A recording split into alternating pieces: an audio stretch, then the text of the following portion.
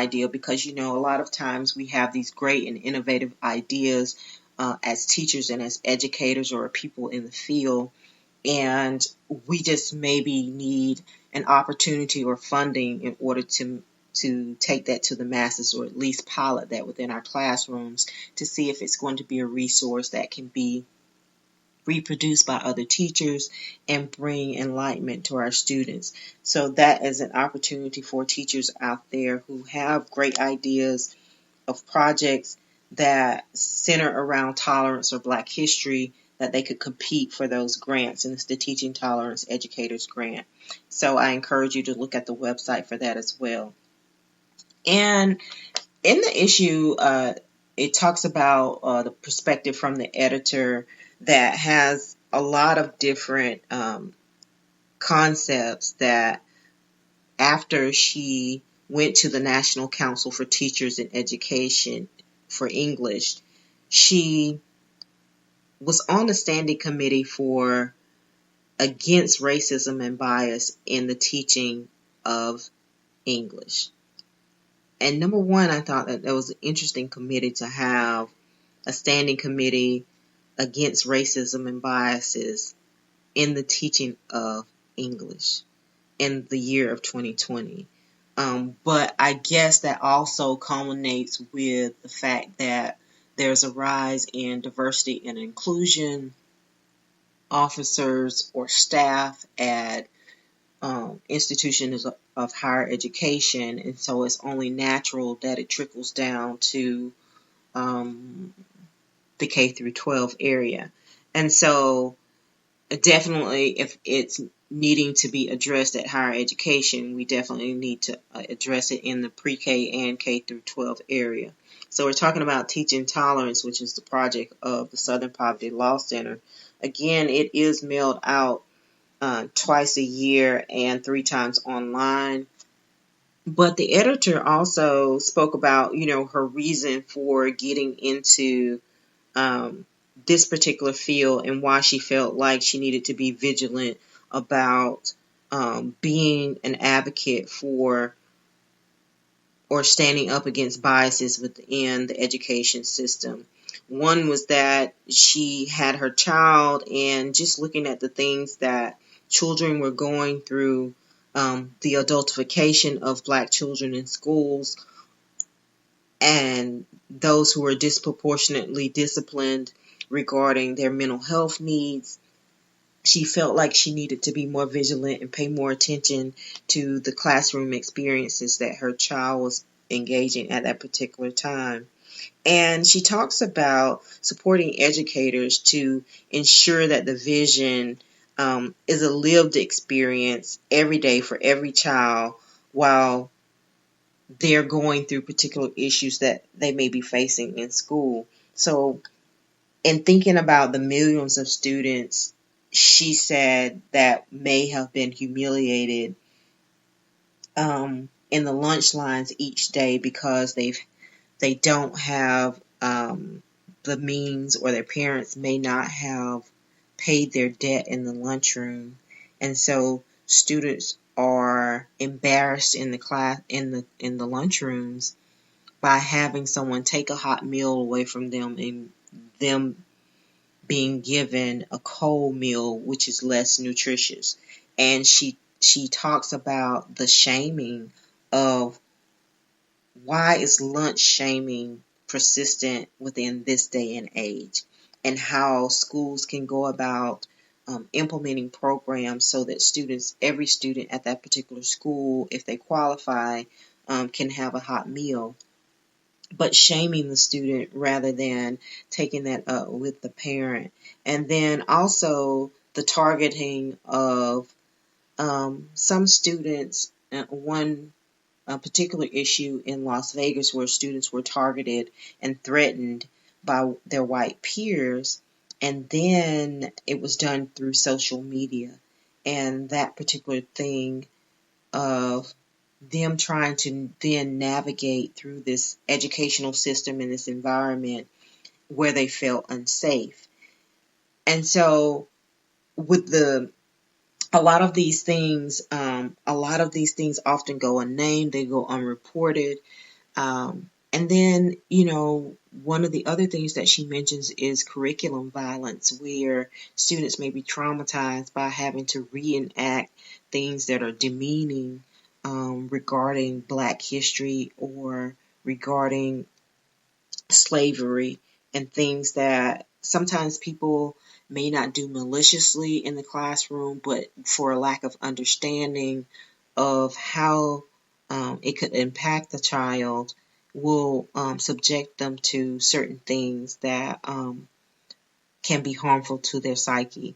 And then also, she speaks about these very brave children in Mississippi that banded together after um, realizing that no one was really coming to their aid, where they were being forced to stay in these classrooms and forced to try to focus on their education, where they were struggling to have proper heating and cooling in the schools, and the ceilings were leaking. And so they galvanized together and advocated um, for a bond that would actually support the school system and funnel money into that, so they would have continual funds in order to have an adequate place to have an education system. And of course, this school was a predominantly minority school, and the fact that the students were forced to be able to try to concentrate and do the best they could within a building where the facility was not adequate. And just looking at all of those things and reflecting on those lessons and those biases, and her relationship to other professionals, she felt like she had a need to do something more. And so I thought that that was very a great way to, and all of these things that I've mentioned are actually addressed in issue 64 of the Teaching Tolerance magazine. But I just wanted to share with you kind of what the editor was talking about, because it kind of goes through the magazine and some of the articles that are in there. And also, I should mention that the Social Justice Educators Grant that I mentioned earlier ranges from $500 to $10,000. So it could definitely be an instrument for educators to actually bring their, creative works to their classrooms and their districts through initiatives that make the classroom safe, just, and equitable for all students. And then another, of course, they spotlight any comments that they may receive, or some of the comments that they may receive on Twitter and Facebook, which is always helpful when you hear from readers about what it has meant to them to be able to receive the magazine.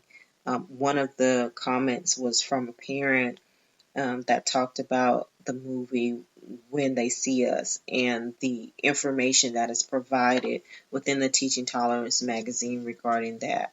And so one of the other things was that the fact that I actually did not know, and was that in a survey that was done for 2003 to 2004, that 83% of the public school teachers were white.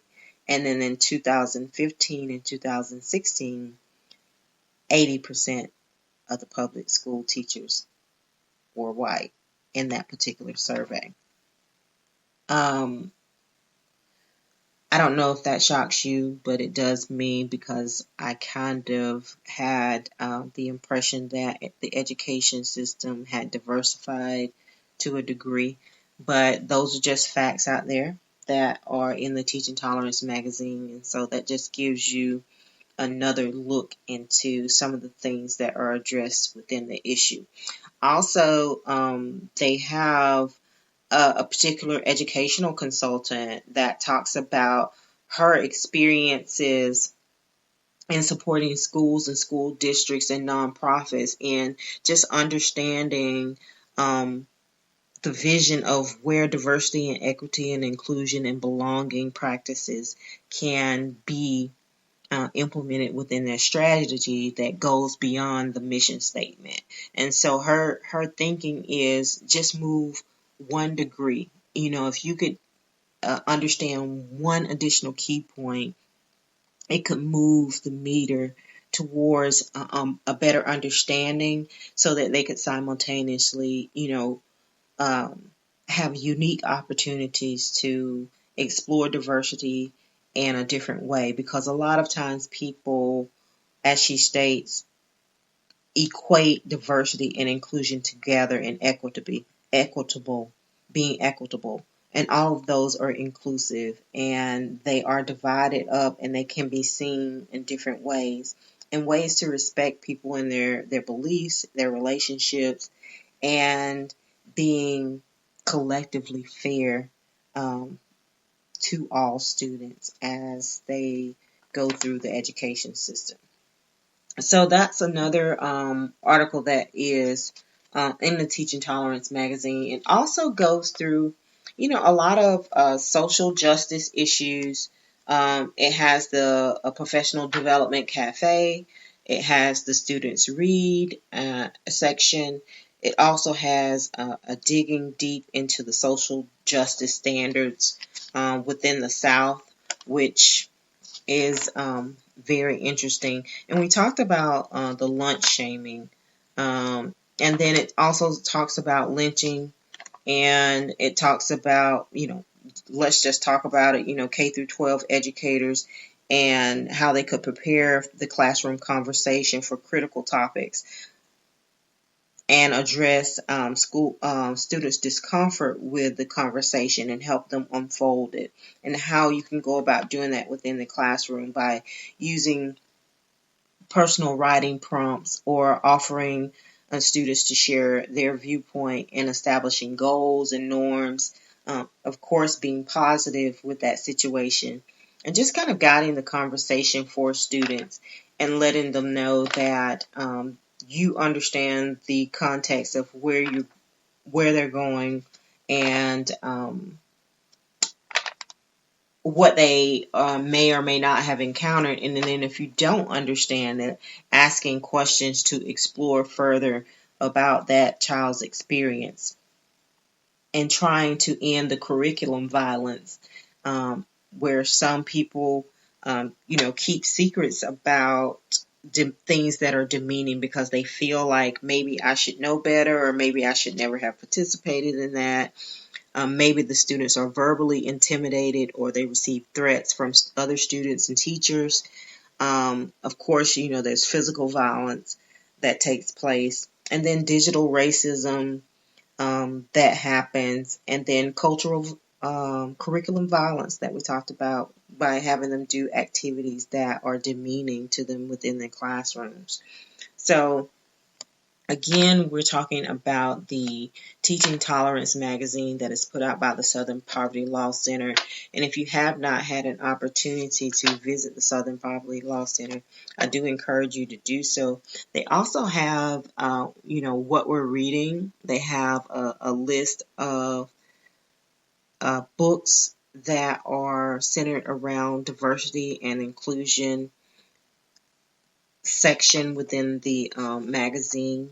So if you haven't had an opportunity to visit the Southern Poverty Law Center in Montgomery, Alabama, I do encourage you to do so. I have visited there several times, and the last time I actually went to explore the section where they produced the Teaching Tolerance magazine, and it's always a very enriching experience. And they also have where you can tour the facility and have small groups, and they will sit you down and talk about some of the initiatives that they're working on at the Southern Poverty Law Center. Of course, it is a guided tour, and it has to be done ahead of time, and you do have to go through security checkpoints for that. But if you're looking for another opportunity to explore, diversity and inclusion and you need a resource within your classroom, I do encourage you to check out the Teaching Tolerance magazine that is free to educators.